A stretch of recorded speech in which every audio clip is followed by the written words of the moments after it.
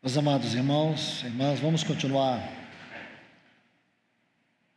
esta palavra que o Senhor tem nos dado aqui no livro do profeta Joel e também no livro de Atos, onde o Senhor tem nos falado de maneira tão especial acerca do seu Espírito. A promessa que Ele nos deu que derramaria do seu Espírito. E em Atos nós vemos o cumprimento dessa promessa. Agora, é o nosso papel, meus irmãos, analisarmos os detalhes dessa profecia para que possamos compreender os aspectos práticos no que concerne a nós. Aonde essa profecia, ela vem se aplicar, vem ser endereçada a nós. Então, por favor, livro do profeta Joel, no capítulo 2.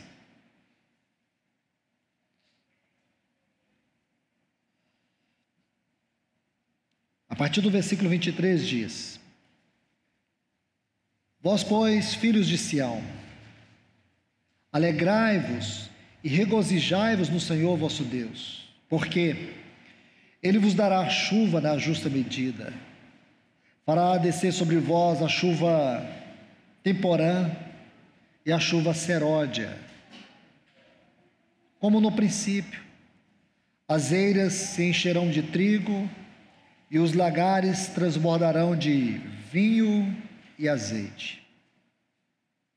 E vos restituirei os anos que foram consumidos pelo gafanhoto, devorador, o migrador e o destruidor e o cortador, o meu grande exército que enviei contra vós.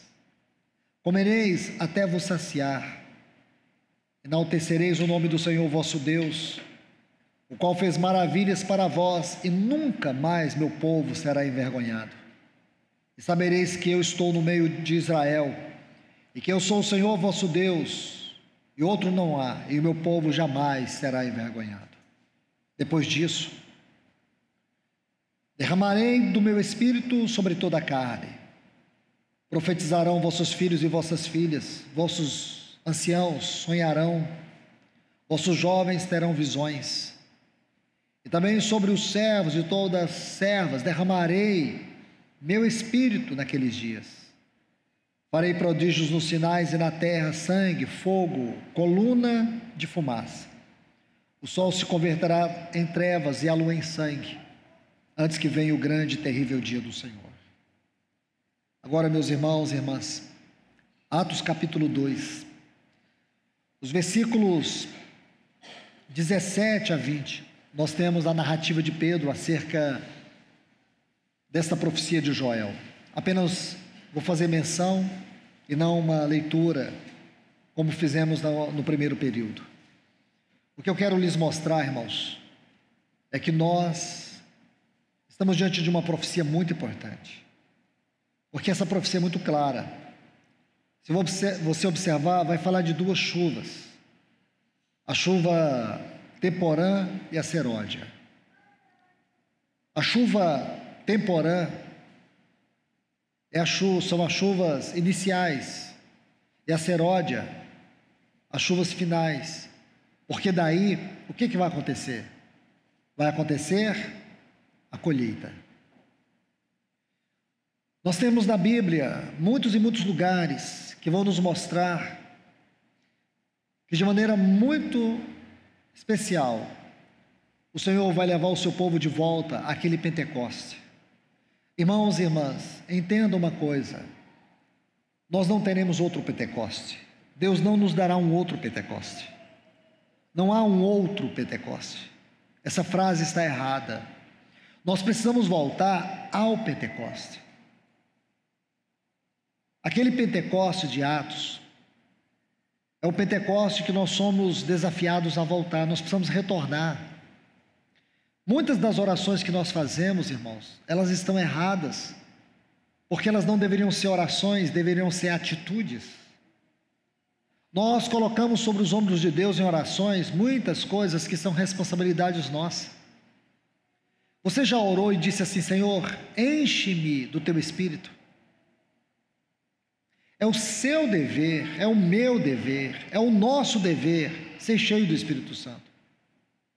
Deus já nos deu o seu Espírito. Compreende? O Espírito já foi dado.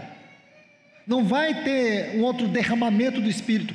Ele já foi derramado, ele habita em nós, ele está dentro de nós. E a resposta para esta oração está em nós, e não no próprio Deus. O que Deus nos dá são advertências acerca de comportamentos, atitudes e caminhos errados que nós tomamos na nossa vida. Ser cheio do Espírito Santo é uma responsabilidade espiritual. Se você entende a parábola das 10 virgens em Mateus capítulo 25, aquelas virgens nécias, elas foram reprovadas porque elas não conservaram as suas candeias acesas. Consequentemente, significa dizer que o óleo estava acabando. Espiritualmente falando, significa dizer que elas estavam entristecendo o Espírito, elas estavam apagando o Espírito. A Bíblia faz 3 advertências acerca da nossa negligência quanto ao Espírito Santo. A primeira está em Atos capítulo 7, versículo 51, quando diz assim: quando Estevão, falando para aqueles homens que estavam ali rangendo os dentes, estavam dispostos a apedrejá-lo, Estevão diz para aqueles homens que eles estavam resistindo ao Espírito Santo. Isso quer dizer que, biblicamente falando, os ímpios resistem ao Espírito. Um cristão não resiste ao Espírito. Vamos colocar isso de maneira bem didática. O ímpio, ele resiste ao Espírito. O cristão não. O cristão só pode fazer 2 coisas em relação ao Espírito: entristecê-lo e apagá-lo. Então, o ímpio, ele resiste. Está em Atos capítulo 7, versículo 51. Entristecer está em Efésios 4, 30. E não entristeçais o Espírito Santo, no qual fostes selados para o dia da redenção. Essa palavra entristecer significa, a tradução dela, a melhor tradução dessa palavra significa o pai que chora sobre o cadáver do próprio filho. Chorar sobre o cadáver de um morto. Então a ideia é esta, de entristecer ao Espírito Santo. E nós podemos também apagar. Quando é que um cristão pode apagar o Espírito Santo? 1 Tessalonicenses capítulo 5, versículo 19. Não apagueis o Espírito, versículo 20. Não menosprezais as profecias. Por quê? Porque apagar o Espírito significa apagar o seu dom. Quem pode apagar o Espírito Santo? Somente aqueles que têm recebido o dom da capacitação do serviço. Por isso que Paulo diz para Timóteo: reavives, reacenda o fogo do Espírito, ou o Espírito que está sobre ti, ou o dom do Espírito que está sobre ti. O Espírito Santo pode ser apagado, o seu dom. Quando alguém recebe uma carga ministerial, uma carga de serviço, e começa a negligenciar, isto é apagar o Espírito. Meus irmãos, essas advertências, entristecer e apagar, são advertências seríssimas. Então vamos, depois, se o Senhor permitir, vamos tocar nesses pontos, se o Senhor nos permitir, tivermos tempo. Porque nós vamos perceber, irmãos, e hoje eu quero começar a tocar isso com vocês, como nós precisamos entender 2 ordenanças importantes acerca do Espírito Santo: andar no Espírito e ser cheio do Espírito. Amados, escute bem, nós não vamos ter outro Pentecostes. Assim como nós não vamos ter uma outra crucificação, não vamos ter uma outra obra de cruz. A cruz e o Pentecostes são 2 obras que jamais se repetirão. Tudo que foi realizado na cruz e tudo que foi realizado no Pentecostes têm ênfases eternas. Por isso, esses dois acontecimentos não se repetirão. Muitos de nós temos orado, pedindo a Deus um novo Pentecoste. Ó Senhor, vem e aviva a tua obra. Nós precisamos descobrir qual é o verdadeiro significado dessa palavra viva. Se nós estudarmos isso de maneira espiritual, saberemos muito bem que a grande responsabilidade deste avivamento não é de Deus, a grande responsabilidade pelo avivamento é nossa. É nós. Nós sabemos o caminho, irmãos. Nós sabemos o que fazer. A única coisa é que nós não andamos e não fazemos. Quando nós oramos, ou temos as reuniões de oração, nós temos tempo para tudo. Já viu que você vai fazer um piquenique, um churrasco, falta espaço. Às vezes os irmãos vão fazer um churrasco e eu pensando, onde nós vamos fazer? Não, na casa de fulano é muito pequeno, na casa do outro, não vai dar. Porque parece que todo lugar é muito pequeno. Agora, vai fazer uma reunião de oração, todo lugar é muito grande. Vamos fazer na cozinha da irmã fulana de tal. Dá para reunir todo mundo. Não é estranho isso, irmãos? Como nós não temos motivação para as coisas fundamentais e sagradas, e como nós temos uma grande motivação para as coisas, posso chamar até de triviais. Porque, irmãos, Satanás sabe que o dia que nós descobrirmos o peso da oração congregacional para a vida da igreja, ele sabe muito bem o quanto nós vamos recuperar da centralidade de Cristo e do poder do Espírito, da vida do Espírito e da direção do Espírito em nossas assembleias. Nós vamos ver o quanto da carnalidade nossa vai ser lançada para fora, o quanto uma fome por santidade vai surgir dentro de nós, o quanto das suas obras das trevas serão aniquiladas, o quanto do poder da divisão, da falta de comunhão, o quanto estas coisas que têm sido pedras de tropeço para a edificação da igreja serão removidas do meio do povo de Deus.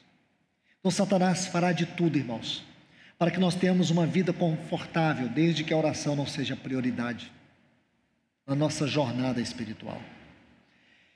Então, amados irmãos e irmãs, se o Senhor permitir, nós vamos entrar nesses detalhes. Então, volto a dizer, não teremos um outro Pentecostes. Nós precisamos voltar ao Pentecostes. E voltar ao Pentecostes significa, primeiramente falando, fazer uma profunda reflexão, uma profunda análise no livro de Atos, refletindo os nossos dias, ou olhando para o livro de Atos, tendo a luz do Senhor nesse livro, analisando a nossa caminhada, a nossa vida de igreja, as questões práticas nossa como igreja.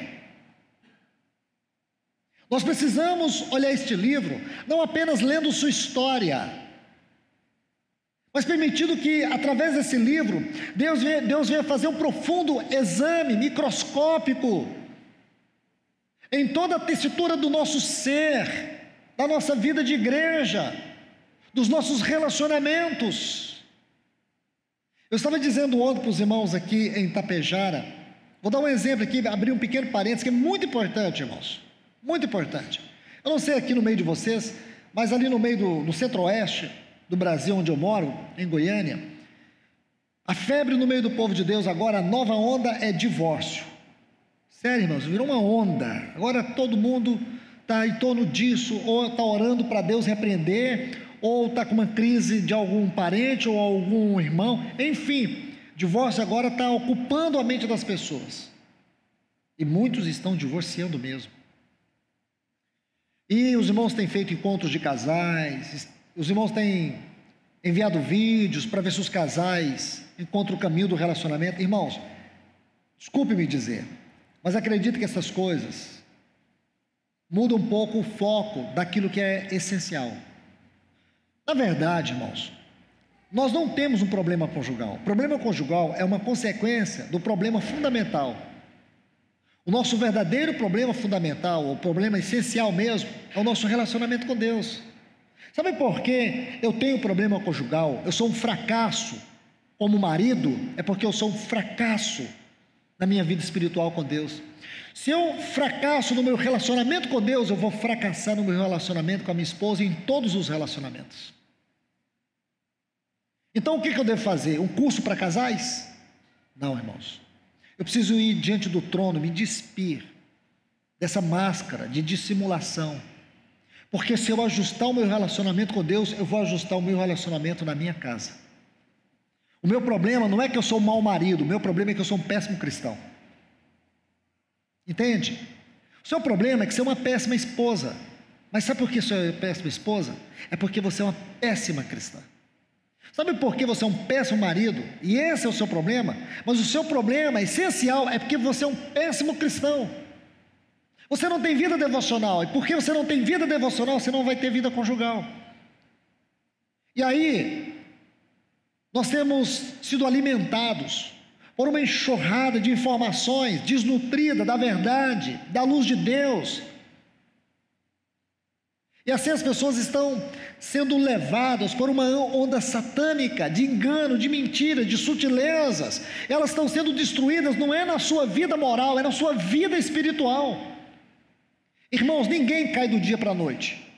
Ninguém fracassa. Casamentos não acabam do dia para a noite. Primeiro acaba a nossa vida conjugal, a nossa vida espiritual, depois a nossa vida conjugal.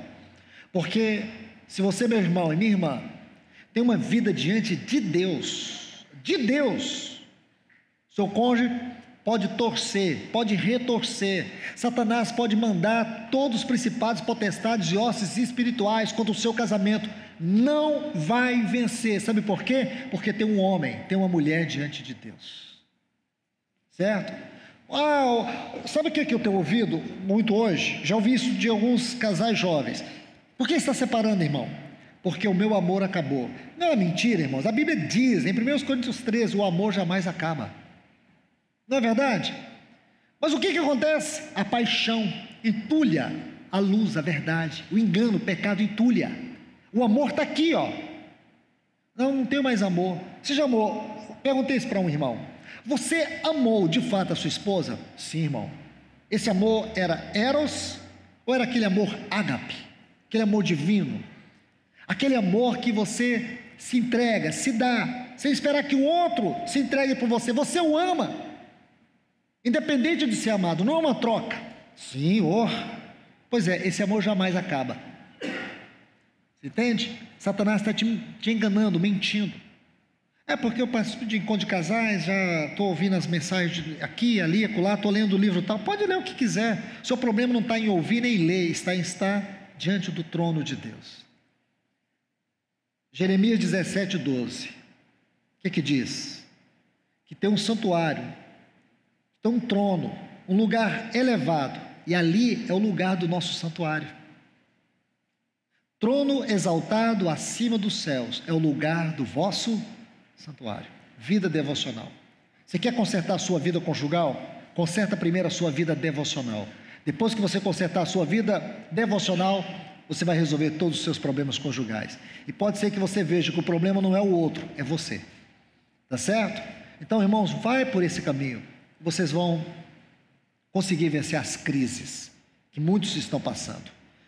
Então, amados irmãos e irmãs, deixe-me colocar 2 textos aqui para a gente refletir um pouco sobre eles.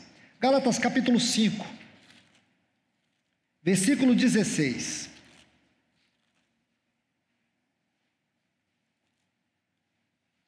Olha o que diz esse texto. Digo, porém, andai no Espírito e jamais satisfareis os desejos da carne. Vamos para um outro texto.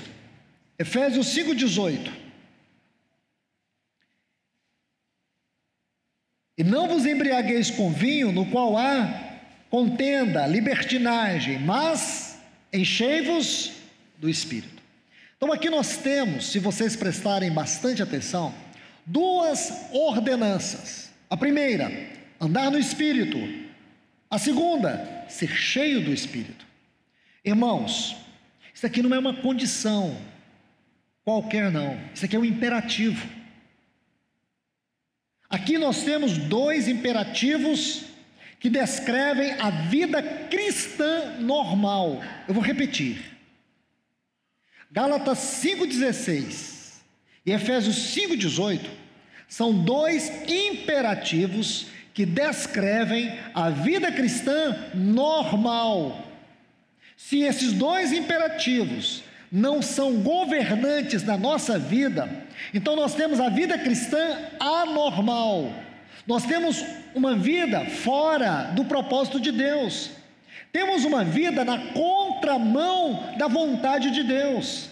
Temos uma vida que ela se designa pelos nossos próprios caminhos.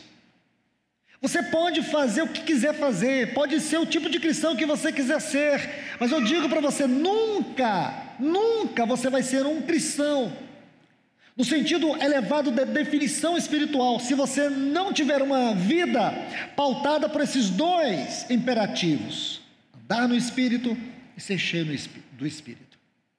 Agora vamos aqui examinar primeiro, Gálatas 5,16. Observe, aqui Paulo vai estabelecer um paradoxo. O que é andar no Espírito? Andar no Espírito, irmãos, essa palavra andar, ela vem de um vocábulo grego que dá a ideia da palavra perímetro, aquilo que está em torno. Podemos resumir isso numa palavra: conduta. Conduta. Em toda a minha conduta, eu devo refletir uma vida no Espírito. Em toda a minha conduta. Em todos os lugares. Eu posso dizer para vocês que isto aqui significa todas as esferas da minha vida. É um andar, é a minha conduta. Deve ser no Espírito. Deixe-me colocar um ponto para vocês. Meus irmãos e irmãs, Deus, quando criou o homem, Ele criou dentro de uma tricotomia: corpo, alma, ou espírito, alma e corpo. Vocês sabem muito bem que o espírito e a alma são as partes interiores do nosso ser. Um dos grandes problemas espirituais para os cristãos hoje é porque eles não conhecem o homem interior. Aí, por não conhecer, eles se tornam escravos de transtornos de ansiedade, transtornos de depressão, todo tipo de pecaminosidade escravizante. Por não conhecer o seu homem interior, as pessoas vivem uma confusão mental.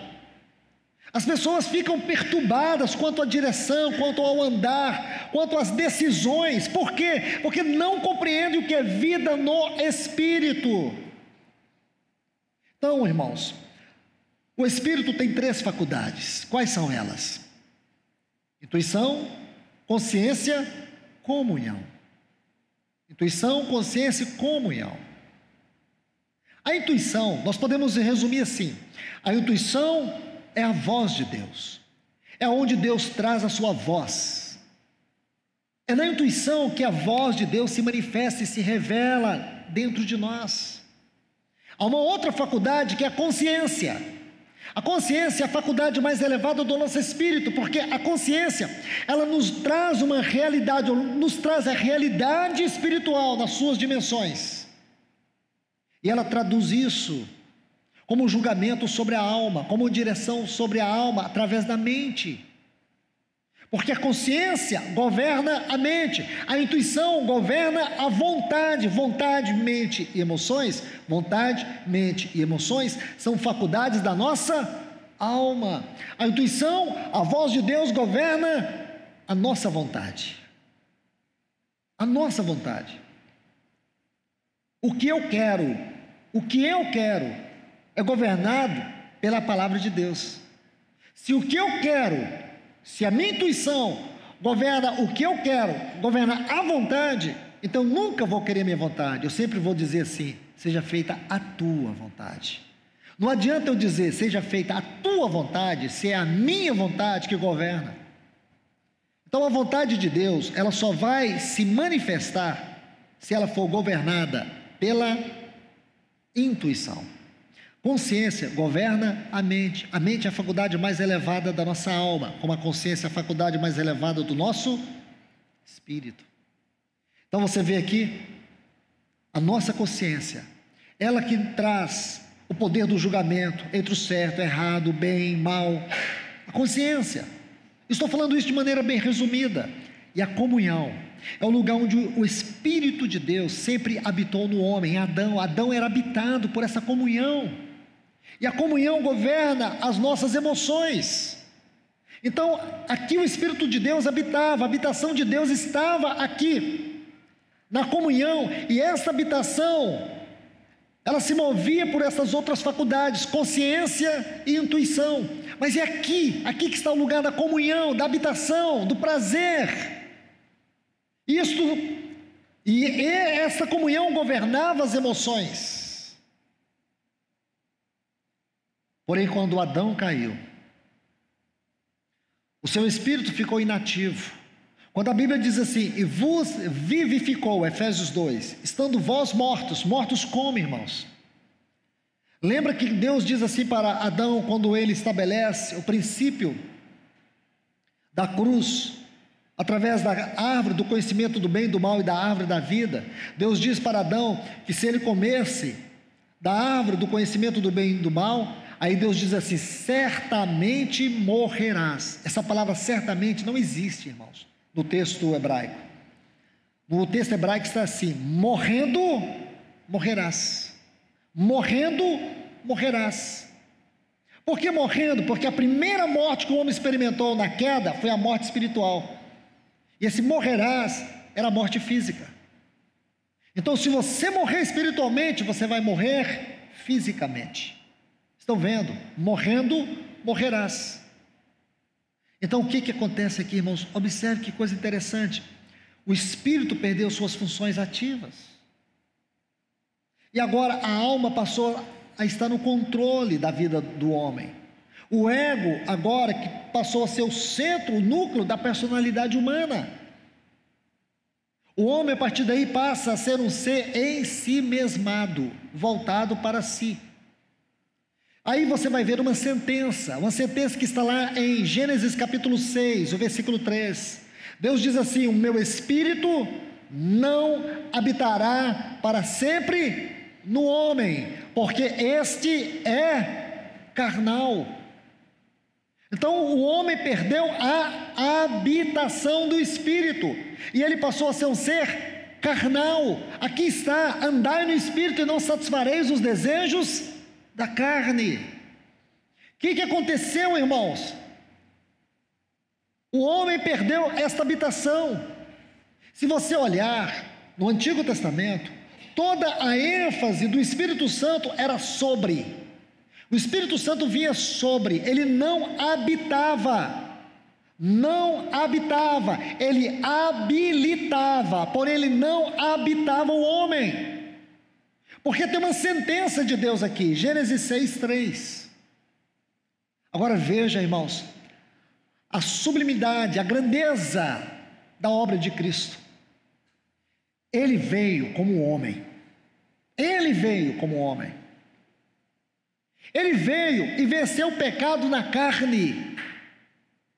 Ele, embora tivesse em si, como nós temos, toda disposição para o pecado, e ele foi tentado em todas as áreas da sua vida, porém sem pecado.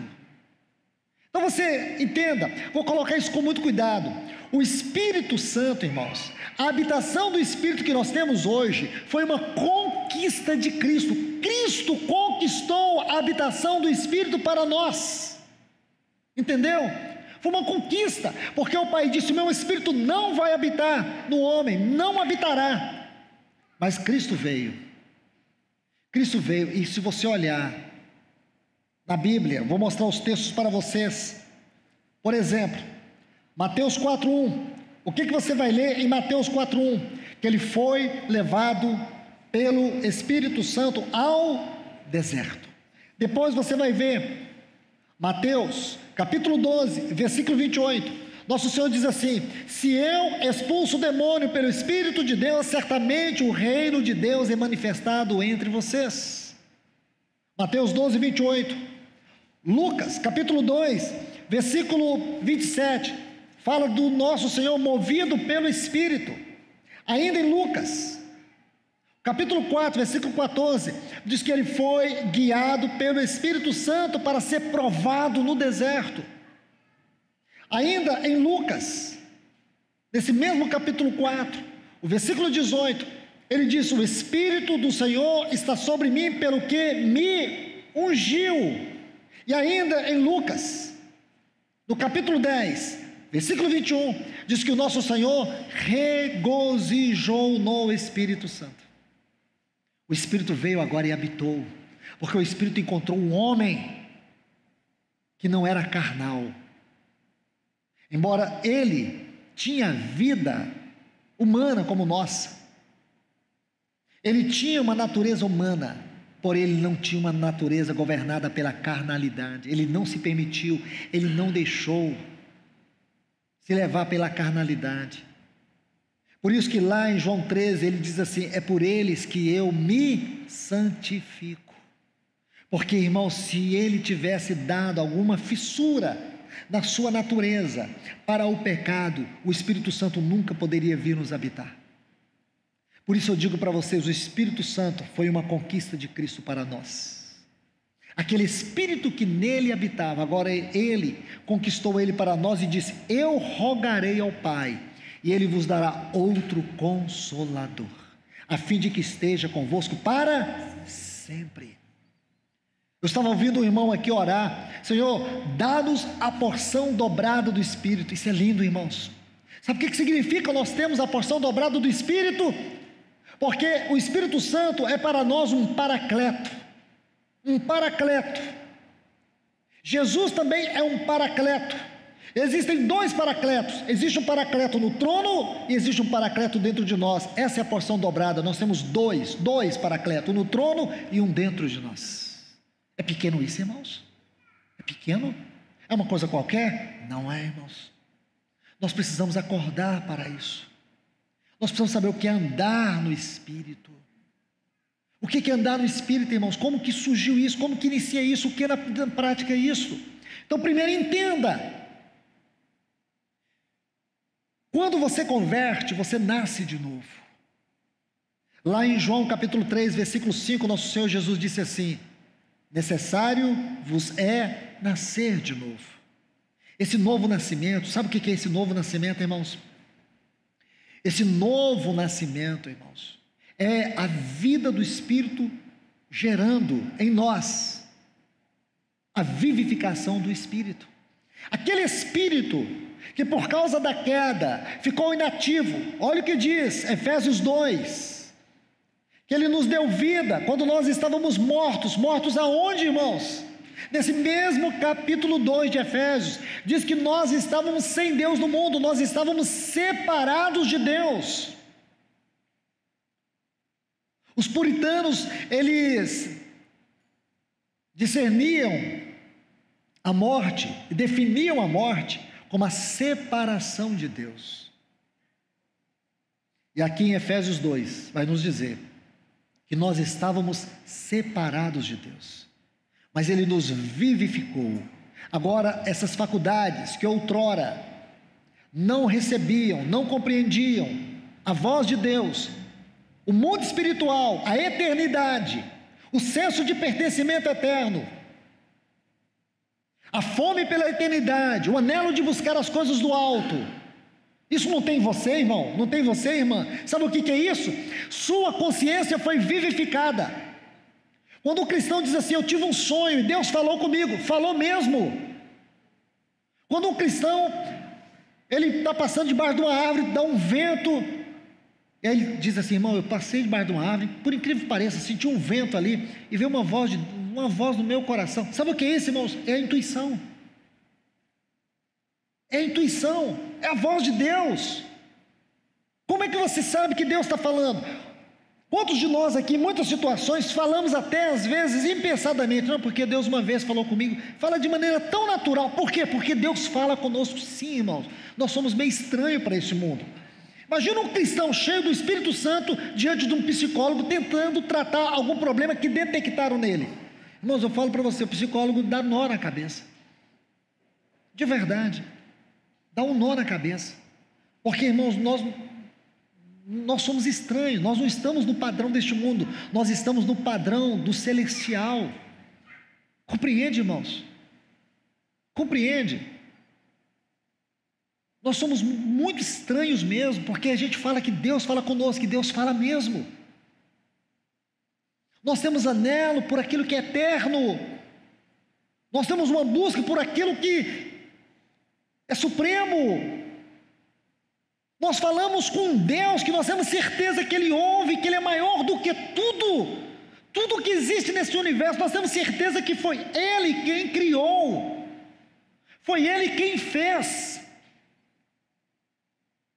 Nós temos uma fé viva, nós não temos uma esperança qualquer, nós temos uma viva esperança, uma real esperança, nós temos expectativa eterna.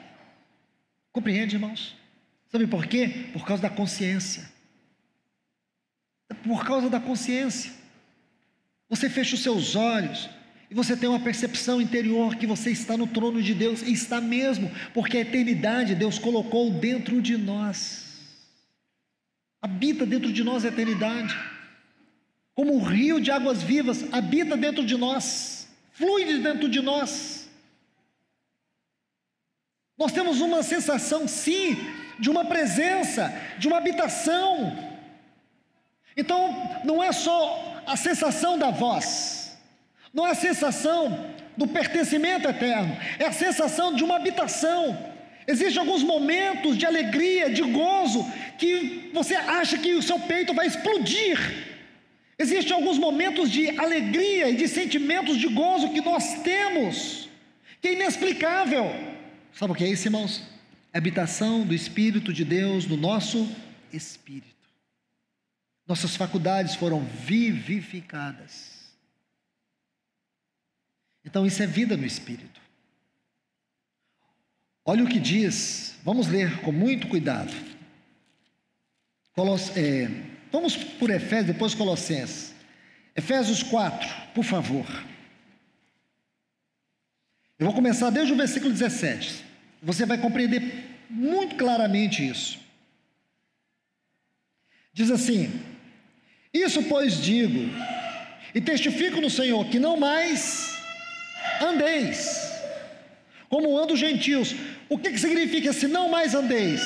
É uma tradução de Gálatas 5,16: andai no Espírito e não satisfarei os desejos da carne. Não mais andeis como gentios é andar satisfazendo os desejos da carne.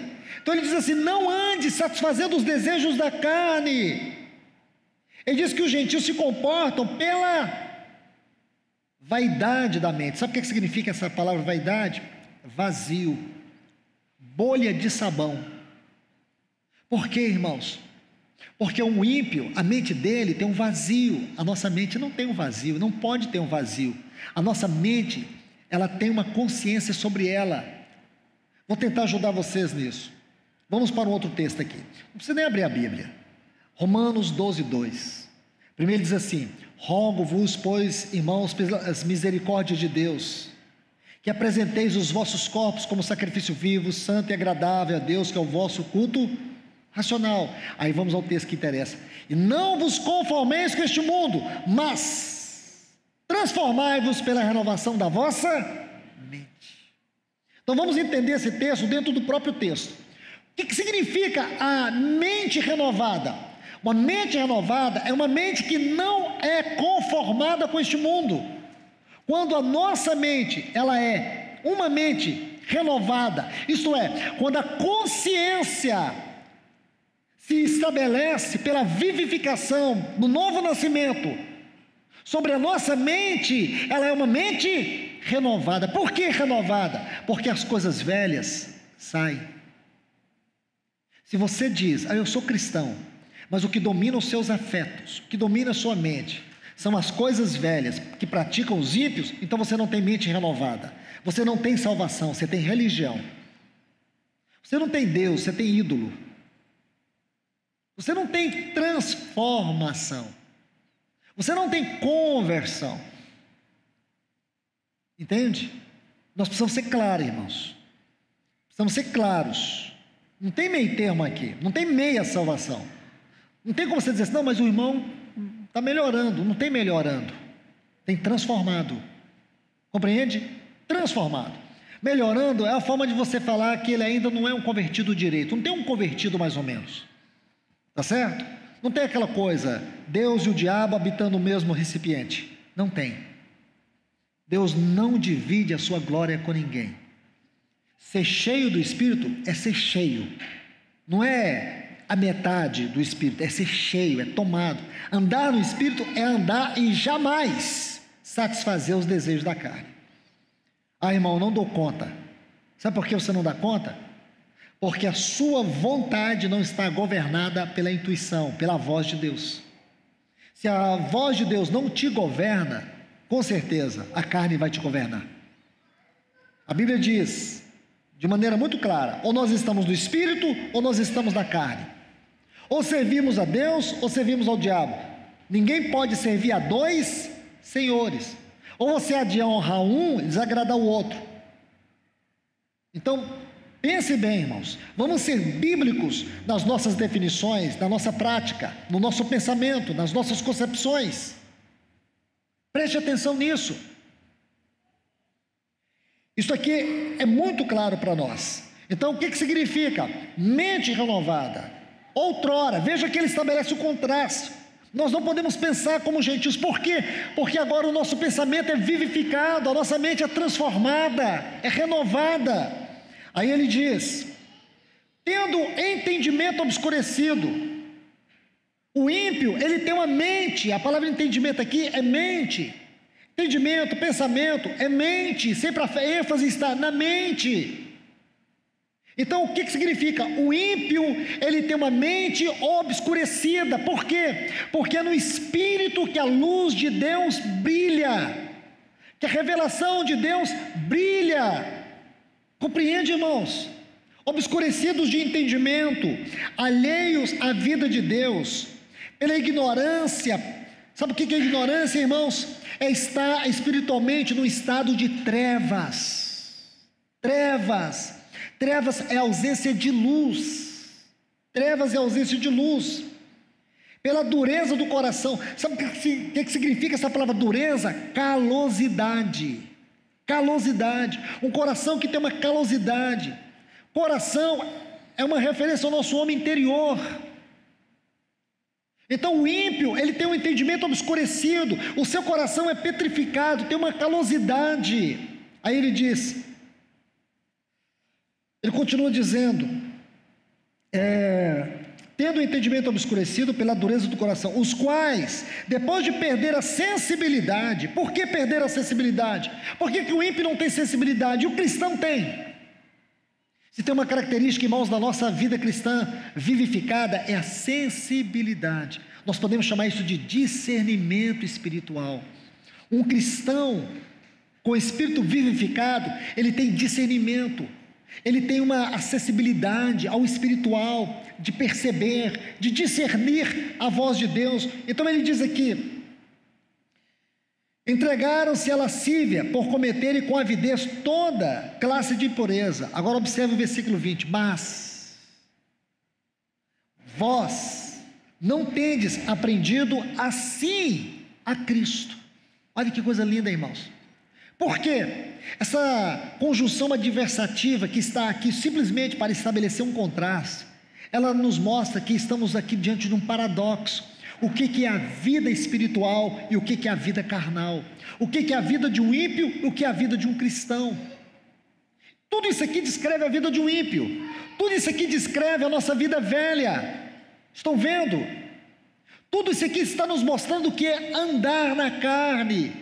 Andar na carne é ter um vazio na mente. Andar na carne é ter uma mente obscurecida, uma mente em trevas, uma mente ignorante, um coração petrificado, e assim cometer todo tipo de lascívia e perversidade. Isso é andar na carne. Mas ele diz aqui, mas não foi assim que aprendestes a Cristo. O que é aprender a Cristo? É tomá-lo como nossa vida, tomá-lo como nosso padrão. Por quê? Porque toda a vida do Espírito em nosso espírito é magnificar, é glorificar e nos conformar a Cristo. Escute bem, toda a obra do Espírito em nosso espírito é magnificar a Cristo, é glorificar a Cristo, é nos conformar a Cristo. É isso que o Espírito está fazendo. Por isso nós somos transformados de glória em glória pelo Espírito do Senhor. O Espírito está fazendo esta obra. Ele não apenas fez uma obra de conversão, isto é, uma obra de novo nascimento. Ele também está fazendo uma obra de conformação. Guarde isso, irmãos. Mas como eu sei que o Espírito Santo está fazendo em mim uma obra de conformação a Cristo? Pelo simples fato de você andar no Espírito. À medida que eu ando no Espírito, mais de Cristo está sendo formado em mim. À medida que eu ando no Espírito, mais de Cristo está sendo conformado na minha vida. À medida que eu ando no Espírito, observe bem, mais de Cristo eu tomo na minha vida. Compreende? Não foi assim que aprendestes a Cristo. Agora, por favor, vamos dar um salto aqui só para a gente ganhar tempo. Ele diz assim, versículo 22, e quanto ao trato passado, o que é o quanto ao trato passado?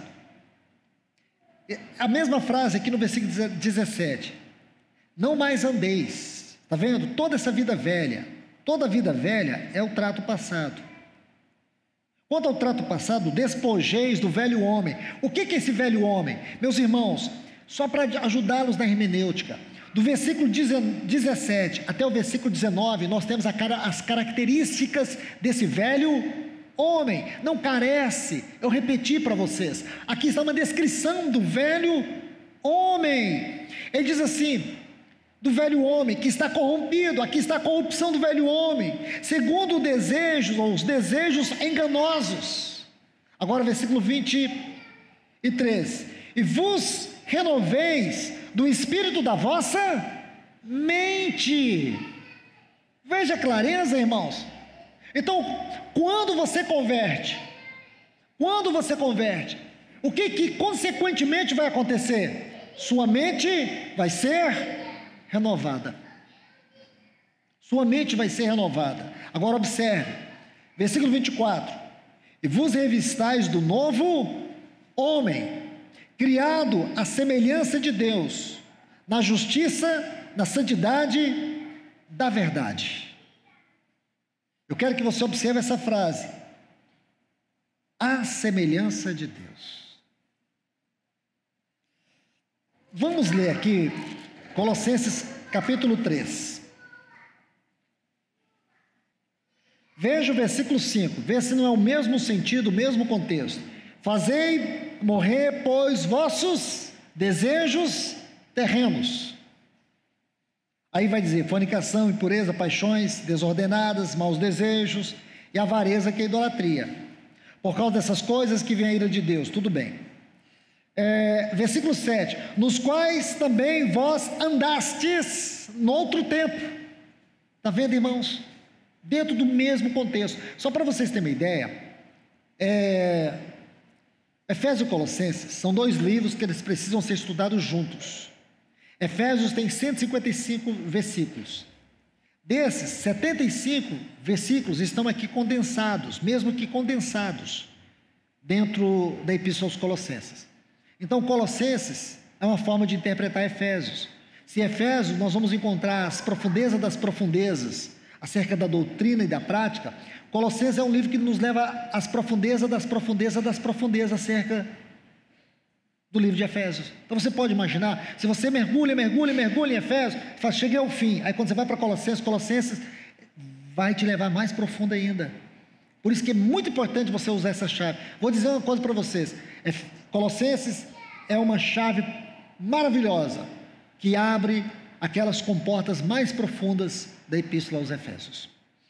Então vamos lá, observe bem, ele diz assim, nos quais andastes outrora, naquele tempo, quando vivieis nelas. Então tudo aquilo que está registrado desde Efésios 4, 17 a 19, aqui ele vai resumir, mas agora vós também descartais todas essas coisas, ira, indignação, então ele vai citar mais pecados, certo? Então você vai ver, versículo 10, é onde quero chegar.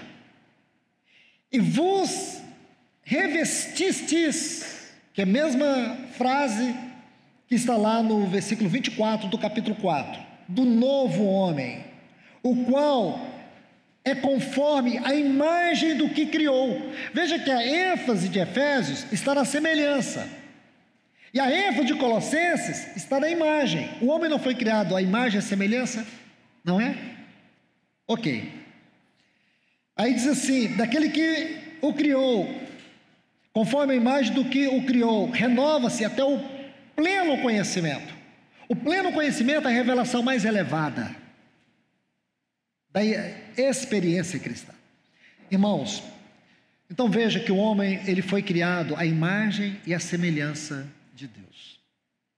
Essa palavra imagem, é muito importante você entender isso. Palavra imagem, quando você estuda no hebraico, essa palavra imagem, a melhor tradução dessa palavra está no Salmo 39 e o versículo 6, diz que o homem passa como uma sombra. A palavra ali, irmãos, no hebraico é esta palavra que está na sua Bíblia atualizada: sombra. Imagem é sombra. Ora, observe bem, Deus é luz. Toda a luz de Deus na eternidade focava sobre o único ponto, que era o seu prazer, a sua glória. Aonde essa luz focava? No seu Filho. Toda a glória da luz de Deus refletia sobre um objeto do seu amor, seu Filho.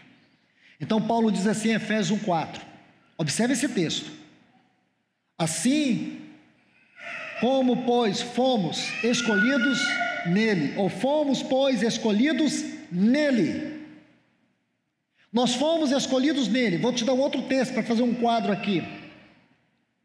Efésios 2:10, somos feitura dele. A palavra feitura ali é um poema, da onde vem a palavra em português, poema. Então vamos aqui, fomos escolhidos nele, antes da fundação do mundo. Sabe por que esses dois textos, Efésios 1:4 e 2:10, vai nos mostrar, irmãos, que esta luz de Deus sobre aquele objeto do seu amor, a ideia que se tem, você sabe que os gregos, eles queriam entender aquela frase lá de João 1:1, no princípio era o verbo, e o verbo era Deus, e o verbo estava com Deus. No grego é pros ton theos. Eles queriam entender, estava com Deus. Então isso para eles era muito profundo, compreender como que o verbo estava com.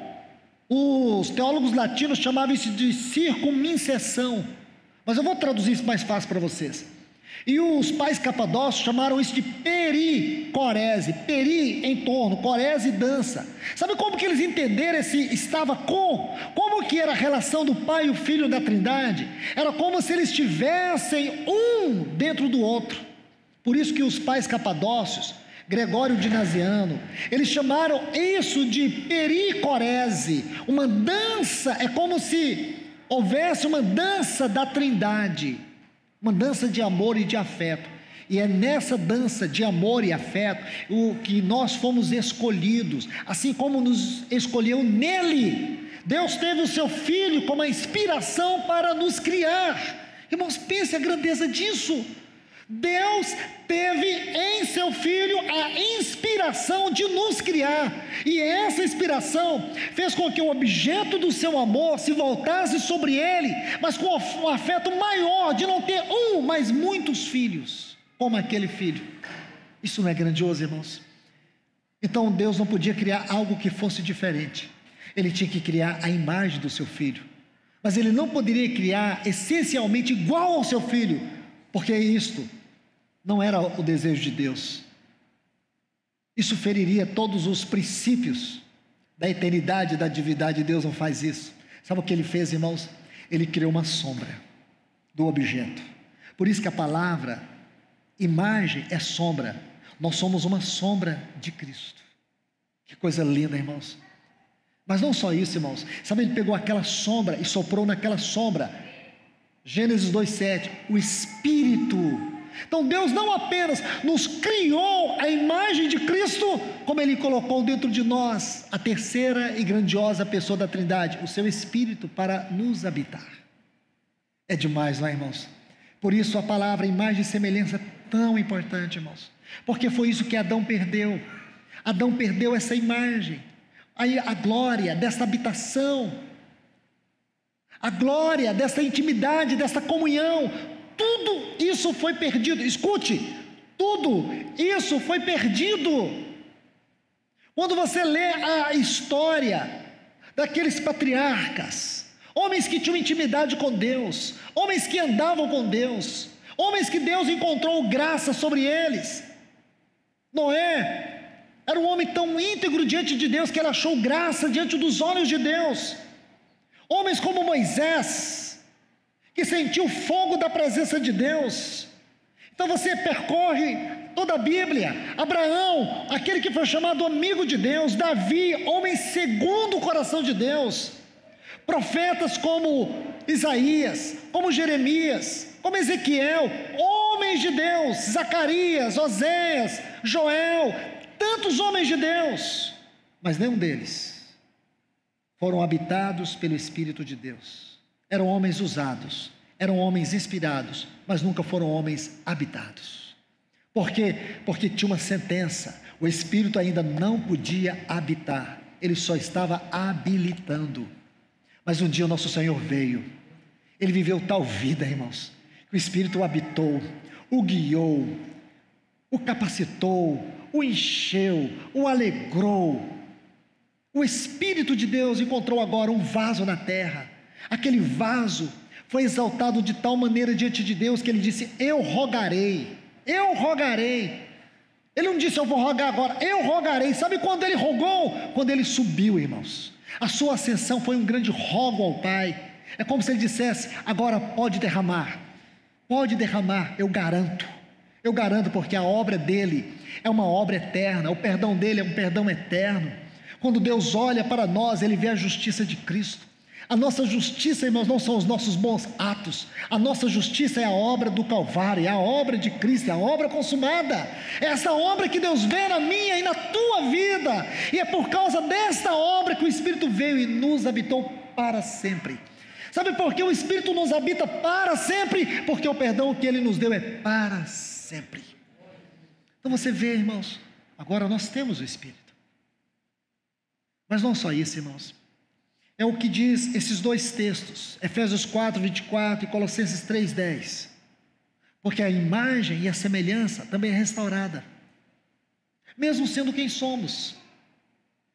Você precisa que o Senhor abra os seus olhos para você ver a dimensão da tua salvação. Por isso que o escritor aos Hebreus chama isso de tão grande salvação, no capítulo 2.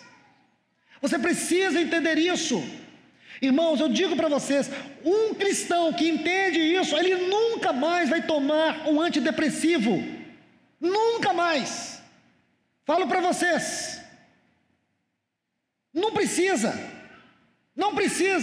ele entender a sua salvação, a altura, a largura, o comprimento, a profundidade dessa salvação, ele nunca mais precisará, nunca mais, irmãos. Vamos mendigar amor dos outros. Não que isso seja importante, claro que é, mas isso nunca vai nos deprimir, nunca vai nos escravizar. Você nunca mais vai viver limitado pelas coisas deste mundo. O céu será o seu limite, o trono será o seu limite, a glória será o seu limite, a presença de Deus será o seu limite, não fatores humanos, não os anelos desta vida, porém os anelos dos céus. Sabe por quê, irmãos? Agora Deus criou um novo homem. Você sabe o que é esse novo homem? É o que você se tornou. Não é necessário que eu te diga isso, você sabe. É o que você se tornou. Você se tornou este novo homem. Criado, você foi criado à imagem e à semelhança. Deixa eu te mostrar o significado dessa palavra semelhança. Abre aqui no livro do profeta Ezequiel, capítulo 1. Deixa eu te mostrar o significado dessa palavra no hebraico. Olha o versículo 28, Ezequiel 1, 28. Ele diz assim: semelhante ao arco-íris que aparece nas nuvens do dia de chuva, assim era o aspecto do resplendor em redor. Esta era a aparência da imagem, da glória do Senhor. Está vendo aqui essa frase? Resplendor. É isto. Ezequiel 1:28. Resplendor. Agora eu quero que você note aqui, irmãos, que eu vou tentar parafrasear esse texto. Ele está falando aqui que a glória do Senhor é semelhante ao arco-íris. Você sabe que o arco-íris tem uma cor cétupla. E aqui é descrito de maneira profética como uma expressão da glória de Deus, que hoje Satanás deturpou. Satanás deturpou isto.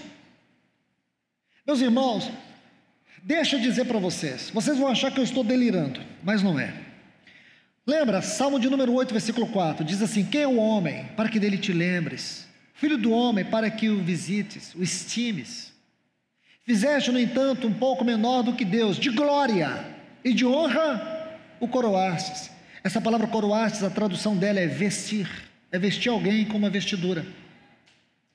Então, meus irmãos, quando você pega esse texto aqui e conjuga ele, configura ele com esse texto do Salmo, você vai entender o seguinte: lembra que quando Adão e Eva pecaram, qual foi o primeiro sentimento que eles tiveram? Que estavam nus, porque eles perderam essa vestidura.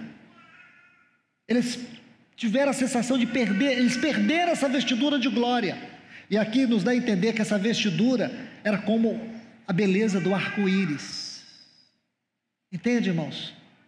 Então a sensação que eu tenho é que quando eu olho para o arco-íris, não é que não vai chover, é para me lembrar que era daquela forma que o homem era vestido antes de cair. Era uma vestidura, mas não aquela cor às vezes opaca que a gente vê, mas uma cor que se traduzia em beleza e glória. De maneira que quando Adão e Eva olharam para o outro, eles tiveram vergonha, e a segunda coisa que eles tiveram, medo. Entende, irmãos? Que lindo isso aqui. Por quê? Porque eles perderam a imagem e a semelhança. Mas agora, irmãos, que coisa linda. Isso é tão grande, irmãos. Porque quando a Bíblia diz que nós fomos revestidos do novo homem, significa que tudo isso agora que Adão perdeu, nós temos em Cristo. Só que as nossas vestes, é a vestes da justiça. Assim como o homem estava vestido deste manto de semelhança da glória de Deus, nós estamos vestidos da justiça de Cristo. Por isso que quando Deus olha para nós, existe uma vestidura sobre nós, irmãos, que você não precisa ficar com vergonha de Deus. Sabe por quê? Porque agora você está vestido de Cristo. É uma vestidura muito mais linda, muito mais bela, muito mais pura e muito mais santa do que a vestidura que Adão tinha antes de cair. Isso é impressionante, irmãos. Isso é impressionante. Sabe quando você ganhou isso? Quando nós ganhamos isso? Na nossa conversão, quando o Espírito de Deus veio habitar. Não tinha como o Espírito Santo habitar em mim, irmãos, eu sendo quem eu sou. Você sendo quem você é. Não combina. O Espírito de Deus não pode habitar em mim e não pode habitar em você. Por quê? Porque nós somos pecadores. Nós pecamos. E por que Ele não deixa de nos habitar? Por que Ele não deixa de insistir conosco? Porque Ele ainda continua nos convencendo do pecado, da justiça e do juízo. É por causa das vestiduras de Cristo em nós, irmãos. É porque esse novo homem, ele está aqui, sendo trabalhado, sendo formado, até que um dia vai completar essa obra, e o que for corruptível será revestido eternamente pela incorruptibilidade. Que coisa impressionante, irmãos. Eu e você precisamos olhar isso, irmãos, porque é justamente isso que o nosso Deus deseja nos mostrar aqui. O verdadeiro e profundo significado de vida no Espírito. O que é esta vida no Espírito? Algo que nós temos entristecido Ele, algo que nós temos desprezado Ele, mas comece a cultivar isso e você vai ver a transformação dentro de você. E o quanto isso é importante. O quanto isso faz toda a diferença. Porque agora, Ele está aqui dentro, Ele habita eu e você. Você pode ter certeza disso. Ele está fazendo uma obra muito grande. E você sabe que se você cultiva essa realidade numa vida devocional, você jamais o perderá. Você vai cair, você vai falhar, mas a Bíblia diz que o Espírito Santo, Ele pega firme conosco em nossas fraquezas. Romanos 8, 26. Ele geme dentro de nós com gemidos inexprimíveis. Ele intercede dentro de nós com gemidos inexprimíveis. Imagina isso, irmãos. Este é o trabalho do Espírito. Não sabemos orar como convém, mas o mesmo Espírito, ele pega firme conosco. Ele trabalha. Sabe o que significa essa palavra pegar firme? A tradução dela, a melhor tradução, que mais aproxima do texto grego, é pegar um piano. Eu acho que, não sei se vocês aqui já pegaram um piano na vida. Eu só peguei piano uma vez. E tem que pegar com várias pessoas, e tem que pegar todo mundo junto, porque se alguém não colocar a força certa, é difícil carregar piano. É uma coisa muito pesada. Uma única vez, eu tinha 19 anos quando eu carreguei um piano. Mas lógico que eu não carreguei sozinho, era impossível. Era um colégio onde eu estudava. Eu fiquei traumatizado, porque tinha uma pessoa gritando no nosso ouvido que não podia fazer isso, não podia fazer aquilo, e a gente tinha que nem respirar. Você sabe que essa é a tradução correta? Pega firme. O Espírito pega firme, sozinho, irmãos. Pega firme, para nós conseguirmos prevalecer na nossa vida espiritual. Ele não desiste. Ele é um cavalheiro amoroso. Ele é o nosso paracleto, o amigo fiel, o ajudador, o consolador, o intercessor, o advogado, o sustentador, o fortalecedor. É tudo isso que ele é para nós. E quando eu fico pensando, irmãos, que o homem perdeu aquela habitação, e nós não perderemos essa habitação hoje por causa de Cristo, por causa desse segundo homem. Esse segundo homem, nós não vamos perder. E a Bíblia diz que nós fomos aqui, irmãos, revestidos dele. Então eu vou concluir. Não vamos poder entrar aqui em Efésios, mas se o Senhor permitir, amanhã a gente estuda um pouco sobre isso. Deixe-me ver só essa última parte aqui de Colossenses 3:10.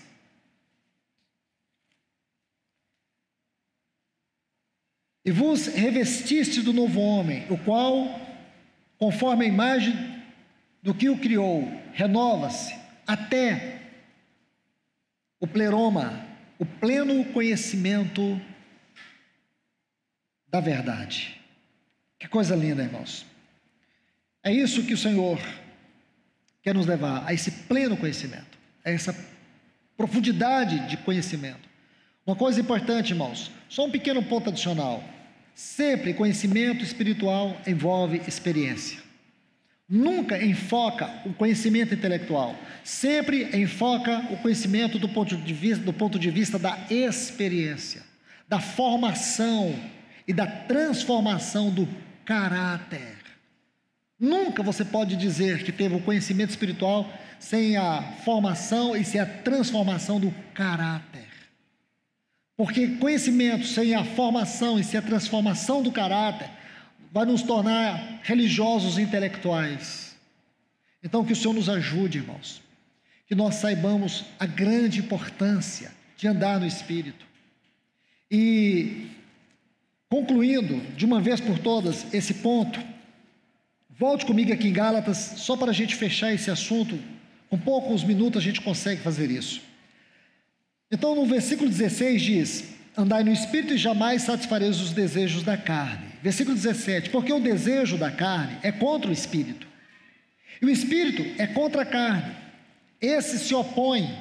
Interessante que essa palavra opõe fala de uma guerra de trincheiras. Se opõe entre si, para que não façais o que seja o vosso querer. Se é o da carne, é o desejo da carne. Se é do Espírito, é o desejo do Espírito. Aí, observe, as obras da carne são conhecidas e evidentes: adultério, fornicação, impureza, lascívia, idolatria, feitiçarias, inimizades, porfias, ciúmes, explosões de ira, discórdia, dissensões, facções, invejas, homicídios, bebedices, orgias e coisas semelhantes a estas. O que eu quero dizer para vocês? Sabe o que nos impede, irmãos, de andar no Espírito? Uma vida entulhada de pecados. Não tem outra desculpa. Você pode dizer: eu não tenho tempo de orar, eu não tenho tempo de ter uma vida devocional, eu não tenho tempo de comunhão. Não é tempo o seu problema, é pecados. Só uma coisa nos afasta de andar uma vida no Espírito: pecados. Pecados. Entulhos. Sabe o que impede você de andar? Está claro aqui na didática hermenêutica do texto. Qual é o problema de nós andarmos no Espírito? Andar na carne. Bom, então vamos dar nome à carne. Aqui tem 9 nomes que você pode dar à sua carne. Qual deles? Você não, o meu não é grave, não. O meu é só porfia. Eu tenho só problema de ira. Eu quero te falar que obras da carne não tem uma melhor do que a outra. Obra da carne é obra da carne. Seja adultério ou seja homicídio, é obra da carne. Entende? Tudo isso, qualquer uma dessas aqui, impede você de andar no Espírito. Então não tem essa coisa de pecadinho, não. Não, o meu pecado não é tão cabeludo assim. Não tem pecado cabeludo. Todo pecado é pecado. Todo pecado é horroroso. A Bíblia chama de obra da carne. O problema do pecado, que você pode achar que é um pecadinho, é que esse pecadinho aí, entre aspas, impede você de andar no Espírito. E se você não anda no Espírito, você já está cometendo um grave pecado, está andando em desobediência. Desobediência é rebelião contra a vontade de Deus. Você está impedindo o Espírito Santo de agir na sua vida. Você está entristecendo o Espírito Santo, você está apagando o Espírito. Está vendo que uma coisa vai te levar a outra? Então, meus irmãos e irmãs, que o Senhor nos ajude. Que o Senhor nos ajude. Que o Senhor fale poderosamente a todos nós. Vamos orar. Bendito Deus, Pai eterno, nós te agradecemos pela tua palavra, Senhor. Vem nos ajudar. Nós não temos como alcançar toda a vida da tua palavra, Senhor. Só com a ajuda do teu Espírito, só com a obra do teu Espírito, nós podemos, Senhor, alcançar a tua palavra. Nós podemos, Senhor, apropriar das bênçãos que o Senhor ministrou a nós através da tua palavra. Nos ajude, Espírito Santo, nos ajude. Precisamos de ti. Por isso nós te rogamos em nome de Jesus, ajude a tua igreja aqui reunida, Pai. Nós te pedimos. Amém.